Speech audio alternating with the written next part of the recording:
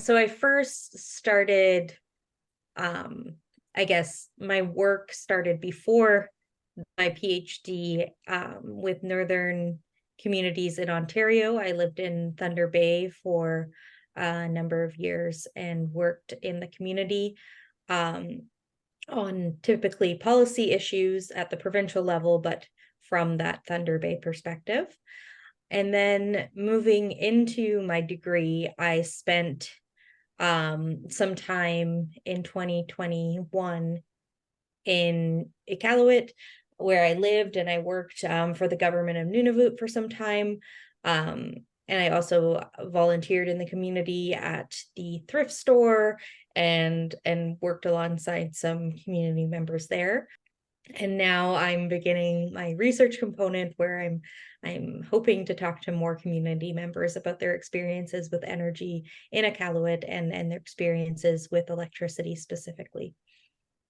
Yeah, so first of all, I come from Europe, right? I'm not Canadian. When I was trying to do research for my master's at the time, pandemic hit.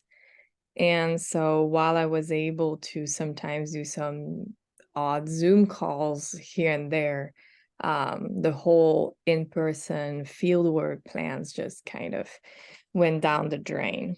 So we all have that experience, right? During the pandemic, we all had plans and they had to be postponed or annulled. Most of my experience when it comes to working with northern communities or rights holders or stakeholders or representatives is much more virtual based because I arrived in Canada in 2021, and so going up north at that very beginning, or should I say the very starting to see the end of the pandemic, that it was not possible at the time.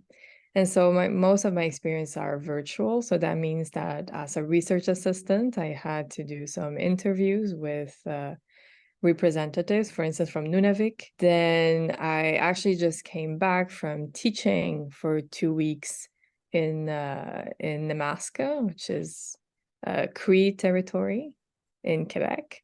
So unfortunately, most of my experiences have been rendered to the virtual world due to the pandemic and me also being new to research and new to Canada. So yeah, my experiences there are very, very different than Kaylia.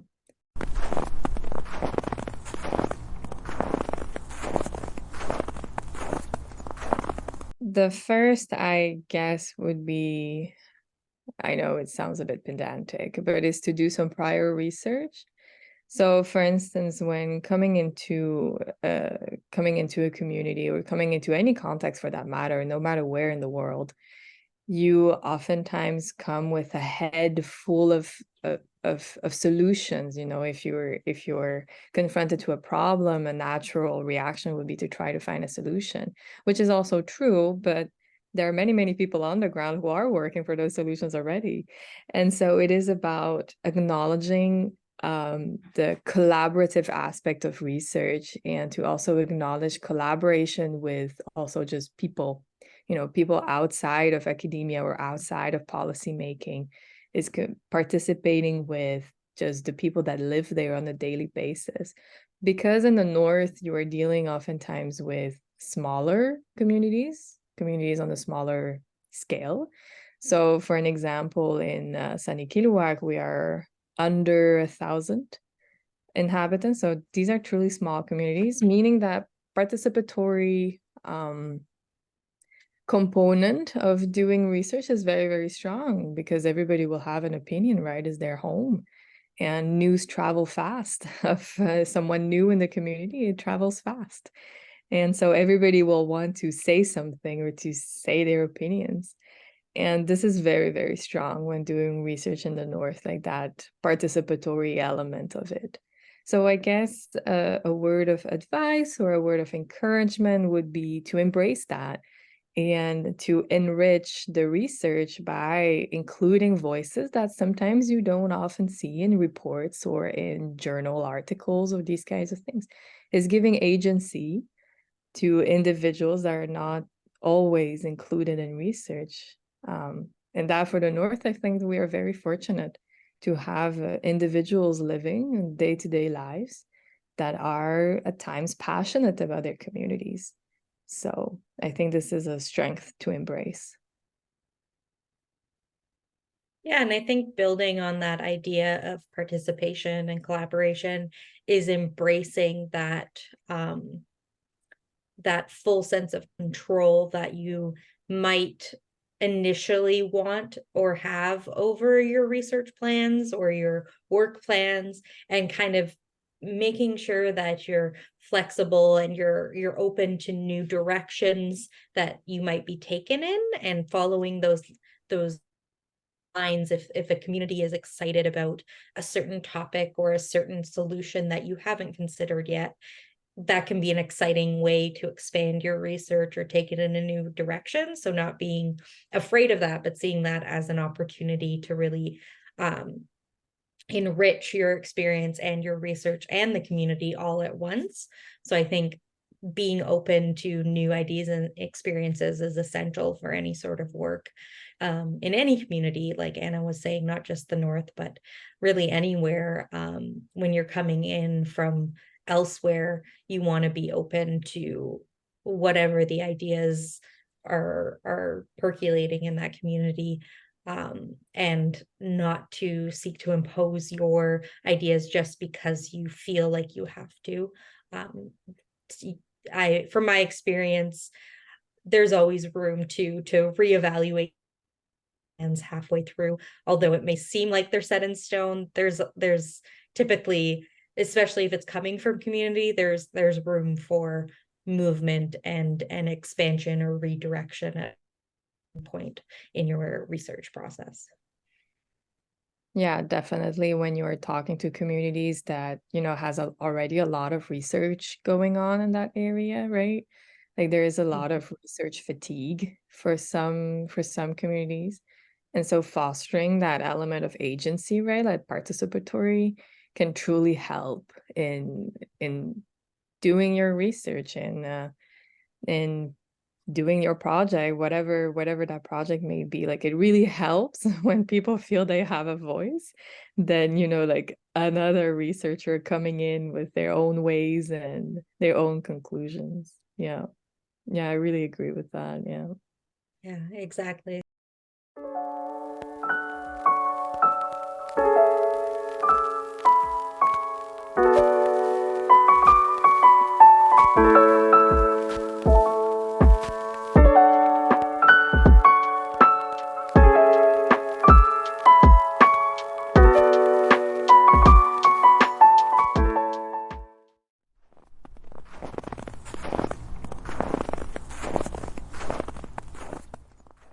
In general, when you talk about energy development and when you talk about just transition specifically, there are several themes or areas of development that are included. So that goes from electricity to power homes and public buildings, all the way to technology development for transportation like hydrogen.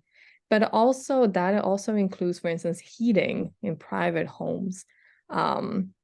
For instance, geothermal energy, that Iceland is a good example of successful transition away from gas and coal. So, and then when you're talking about just transition, so that's what I mentioned is the transition aspect. But when you're talking about just transition, it's what is understood by just, like what does it mean, right? Nobody can lose their livelihoods or their ability to be in the workforce because of the energy transition, right? Everybody needs to be included in that transition. And so because everybody needs to be included from a gender perspective, why gender matters is because the lived realities of the workplace and a home are different from a gendered perspective. So for instance, the inclusion of women in all sectors relevant to the energy transition, like mining, has been intensively studied in the Canadian context. So for instance, I'm thinking here of the of the report by Pautute about sexual violence in the mining industry. So that's from the work perspective, but also in the home, the reality of the home, like homemakers, who is in charge of the daily tasks relevant to running a home, from cooking to cleaning to taking care of the children, is also markedly gendered. And so, for instance, when homes are dependent on diesel to operate, that has environmental and health negative consequences. So gender really matters, and there are several reports, for instance, the Gender Equality in the Arctic report, that truly makes a case for gendered research in the Arctic. There is a new project from the same team that is coming up exactly about gender in the renewable energy sector. So I'm very excited to see what comes out of that. Absolutely. So yeah, I think this is how I would start answering that question. First of all, why does gender matter, right? And then that translates to the impacts on community. For instance, when you build, so I study Greenland and Nunavut, specifically Asiat in Greenland and Sanikiluaq in Nunavut. And so, for instance, in Greenland, in Asiat, there was the construction of a hydroelectric dam. That is the consequences thereof, like this transition away from diesel, is still ongoing and is not fully done yet. And so that will have consequences on how households are run. And also because it's a hydroelectric dam, that has environmental consequences and therefore potentially consequences of people's ability to have a livelihood. And so how this is understood, how this is included, I look at it from a gendered perspective. Yeah, that's really interesting and really important. I think there's still, not just in the Arctic, but in a lot of spaces, it's still required to make a case for gendered perspectives and gender analysis on various social situations or transition scenarios and all these different things that we're looking at. And I think as we build our arguments, I think that will encourage a lot more diverse research and diverse perspectives on different aspects of sustainability and energy transitions. One thing that I found really interesting when I was first thinking about energy in northern communities in Canada was some research that came out of Labrador that not just looked at the actions people take based on their genders, but also there was this question about how people perceive heat. And you could clearly see there were different perspectives along gender lines. And that was kind of my initial spark of interest in this question of gender and energy and gender and home heating. So you could clearly see there was something there. Unfortunately, as I said earlier, due to COVID, that project wasn't continued, but I still back to that as kind of an initial spark and an example I point to for people who question whether there is even an importance to questions in the energy space. Another important aspect I like to look at is talking about who is in the room for these conversations we're having and who isn't, and why that might be. And a lot of time you can see that's because of things like home care roles or work roles or differences in personal loads that we community members carry with their families. And you can kind of see just simply by taking note of who's in the room, I think is really the starting point for a lot of conversations. And there's some instances where I've really encouraged beginning to track that demographic information so we can start asking these questions, because sometimes you can't even ask the gendered questions if there's nothing to compare it to, right? No data to analyze. So even just starting to track that information is I think a good starting point.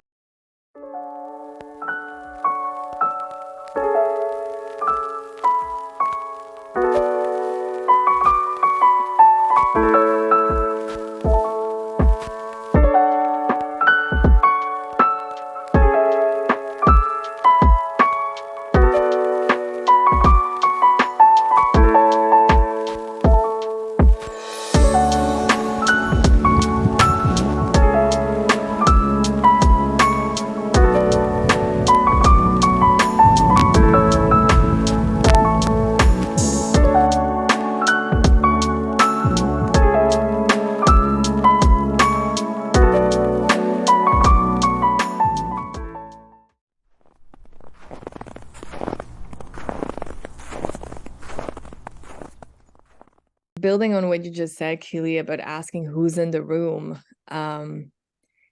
when doing research, especially so where majority of people are, for instance, indigenous, it's really a need to think, like rethink how we do science. So first of all, like, coming back to this idea of participatory research that should be a golden standard. Everybody will understand participatory research in a different way. So for instance, the way I put it forth as a PhD student is not the same as, for instance, a whole research team under a Soer grant. Like there are different scales here. What is possible as a student versus as a research team with a professor that has access to different funds. So there's that, rethink how to do science, but also, I guess, on a more academic level, like more on a theoretical level, the need to think beyond our own disciplines and think beyond Western theoretical and conceptual frameworks, because we are dealing with concepts like, for instance, justice or gender that are profoundly human. It's important to think about them through the lens of relevancy. So, for instance, how is justice relevant for the specific context? In that questioning the concepts themselves or the theoretical frameworks themselves that we use, that demands interdisciplinary work as well as participatory methodology to some extent. And so when doing research in the North, if I could give a word of advice, or I guess give my perspective on it, it is to truly encourage that interdisciplinary work, to encourage thinking about theory and concepts outside of Western theoretical frameworks. And that starts with language. So for instance, if you're studying in English and you are doing research with a community for who English is not their mother tongue or is not the majority language. So for instance, in Nunavut, it will be Inuktitut. Inuktitut is the majority language. And so what can you learn from concepts, from Inuktitut concepts for your own research, for instance? And the same applies in Greenland with Kalaallisut. What kind of concepts can be interesting for your research in that particular context? Yeah. I'm going to go in a bit more practical advice of actually choosing what program and who your supervisor is. I think something that's really important and can be helpful, depending on where you're coming from, is to find a good supervisor or mentor who has experience in the North and has perhaps community or professional connections with communities or areas that you're interested in. I myself do not have that, but I've been able to make these connections through various research groups and seminars and academies, and these things have enriched not only my research, but my knowledge and my personal life as well. So I think if you're starting at the beginning, you might as well set yourself up for the most efficient and personally fulfilling way to success would be to find a really strong supporter in the form of a supervisor who can really set you up and knows all the steps, because often I'm the one either navigating the steps myself or even finding out I missed a step or missing, say, a funding opportunity because I wasn't aware of it. But if you have the right supervisor who has the experience in this region particularly, I think it's quite an important space to have that. I think a lot of other regions that are a lot more flexible in that kind of need for regionality mentorship. But I think the Arctic is a space that it's quite small in a sense of in a community of researchers. So having that connection to the larger research community can be super, super helpful and really take a lot of personal weight off your shoulders as a PhD student or a master's student. Yeah, I completely agree. I'm in the same position as Kaylia that my supervisor does not specialize in the North at all. And so that means that, for instance, when you are a PhD here in Canada, you have your committee. And so if your supervisor does not have, that kind of knowledge or that kind of network that you would be interested in, invest in your community, in your committee members. When it was time for me to choose my committee members, I reached out to individuals that even they were not part of my department, but they were focused on the Arctic and they knew what they were doing and they had the experience in, for instance, building trust with communities and things like that. I absolutely ditto. This is a really, really important practical aspect of things. And it's also even outside of your supervisor is that sense of community, like you said, Kaylia, like the Arctic research community, especially in social science or humanities, is not that big. And so you can really meet people easily, and reaching out, just even like a Twitter DM or something like that, really can go a long way. I've met most of my colleagues just by sending them an email or sending them a private message, and it really goes a long way. Yeah. I think to kind of second and double that is just don't be afraid to ask.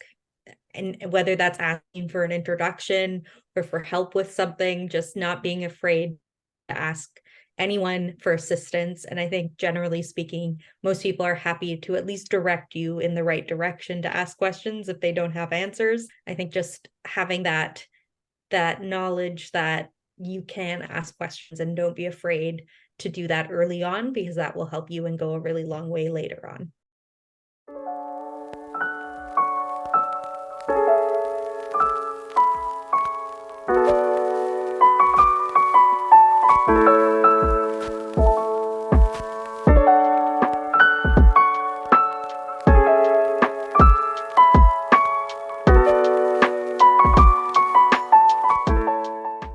Energy in the Arctic is a really exciting and enriching research area, not only for research, but I think personally I've learned so much. Like Anna was saying, like building these connections has really helped with that. So I think, yeah, not being afraid of new experiences. And I think it's a really amazing region to do work in and to build connections with. And really my personal directions in this space is really to build more regional connections and learn more from other regions in the Arctic, because I think there's so much cross learning that can really happen globally across the different Arctic states. So I think it's a really exciting time.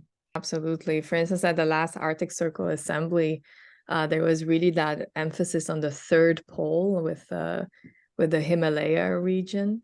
And it's that kind of research, right? It's that kind of interdisciplinary outside of the area of the Arctic. It's really that I guess globalizing the Arctic, like taking it out of its own little niche thing and relating it back to other dynamics that happen throughout the world, like you as an academic, right?